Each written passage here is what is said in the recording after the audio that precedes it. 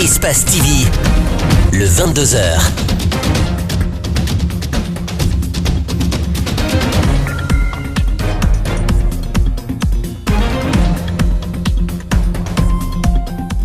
Il est 22h à Conakry, bonsoir à tous, bienvenue à ce journal dont voici le sommaire.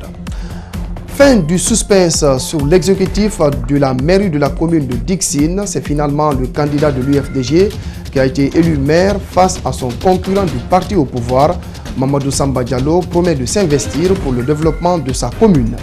Le gouvernorat de la ville de Conakry déterminé à changer l'image de la capitale à travers l'embellissement des lieux stratégiques. Pour ce faire, une équipe évoluant dans le graffiti est déjà sur pied à cet effet.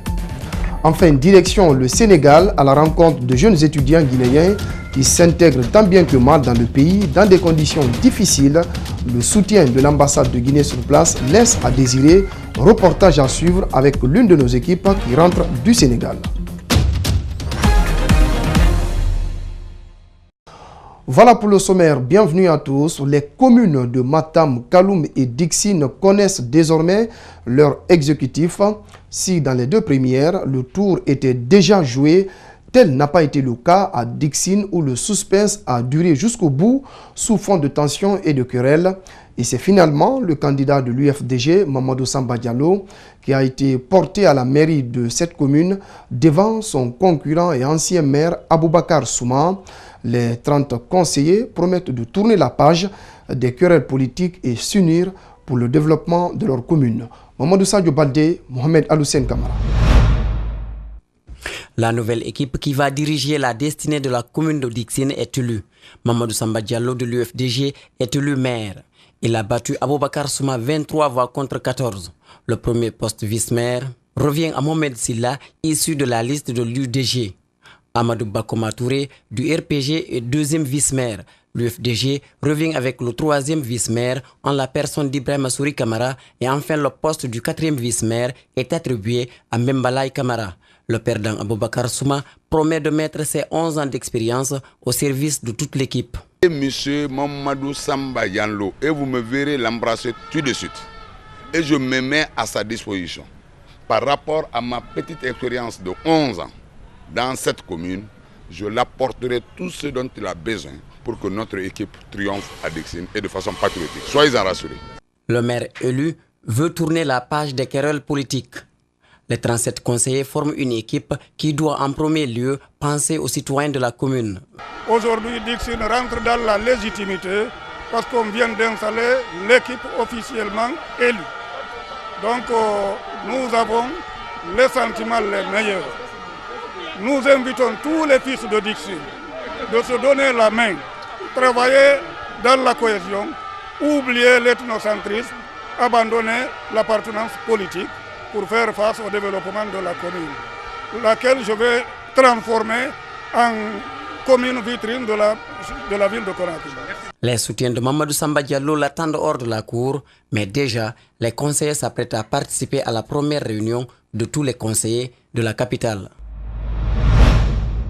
L'axe Kipé-Taouya, momentanément perturbé ce samedi matin à cause d'une manifestation, des proches du militaire pris à partie hier vendredi à Bambeto ont voulu exprimer leur mécontentement. Cette perturbation a causé du tort aux usagers qui, pour la plupart, n'avaient de choix que de rebroucher chemin avant l'intervention des agents de sécurité. Ce reportage est signé à nouveau Mamadou Sadio Baldé et Kiernosa Douba. L'axe Kipé-Taouya est le plus pratiqué dans la commune de Ratoma. À cause de son calme habituel, les usagers n'hésitent pas à emprunter cette route. Une fois n'est pas coutume du l'adage, ce samedi, un groupe de jeunes a complètement bloqué tous les endroits stratégiques qui mènent à Taouya. Du centre émetteur à l'hôpital sino-guinéen en passant par la boîte de nuit Krasber, ce périmètre est occupé par des jeunes mécontents. Les automobilistes, les motos, bref, tous les engins roulants rebroussent chemin. La spontanéité de la manifestation a pris de court même les riverains. Le commerce perturbé, une incompréhension se produit entre propriétaires de magasins et clients. Les uns veulent éviter tout risque alors que d'autres, comme cette cliente, exigent la livraison de ces produits.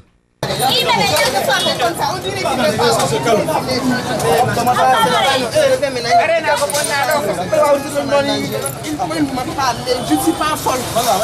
Je suis cliente. J'ai appelé Bailo le matin, il m'a dit de venir. C'est pourquoi je suis venue. Qu'est-ce qu'on a calculé la pagaille? Qu'est-ce qui lui est arrivé?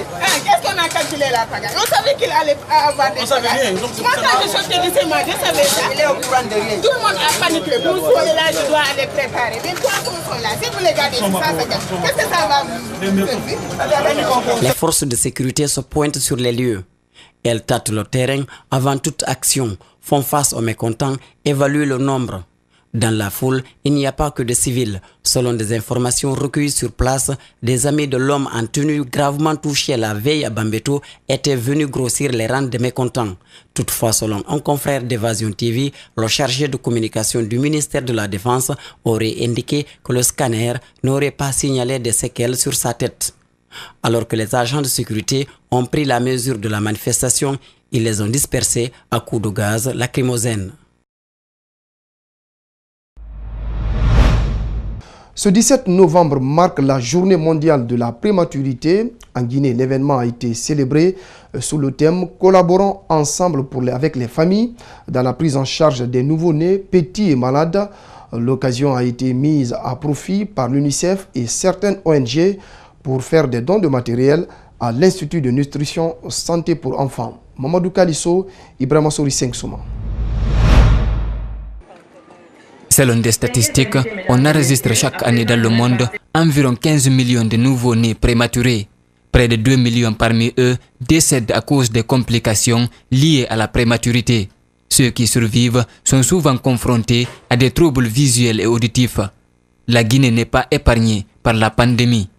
En Guinée, le taux d'accouchement prématuré est d'environ 14 pour 1000 naissances vivantes, avec près de 26% de complications liées à la prématurité.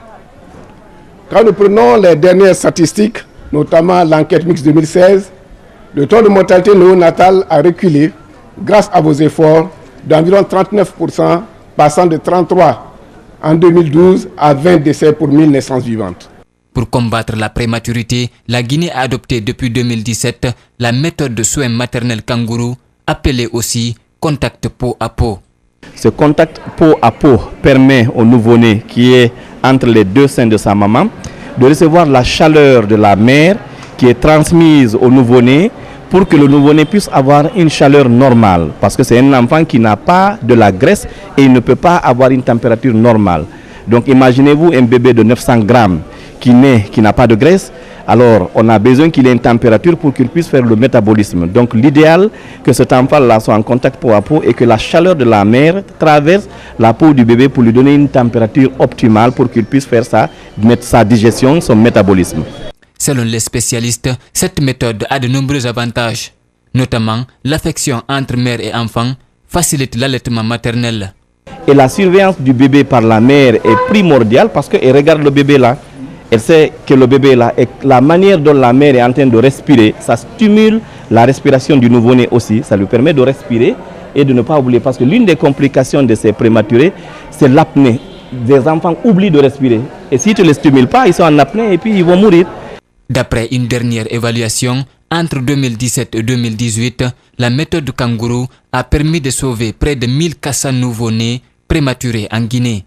Pour pérenniser cet acquis, le Fonds des Nations Unies pour l'enfance vient d'offrir du matériel à l'Institut de nutrition santé pour enfants. D'une journée à une autre, celle de la sécurité routière qui se tiendra ce dimanche, le ministre des Transports a rendu public une déclaration.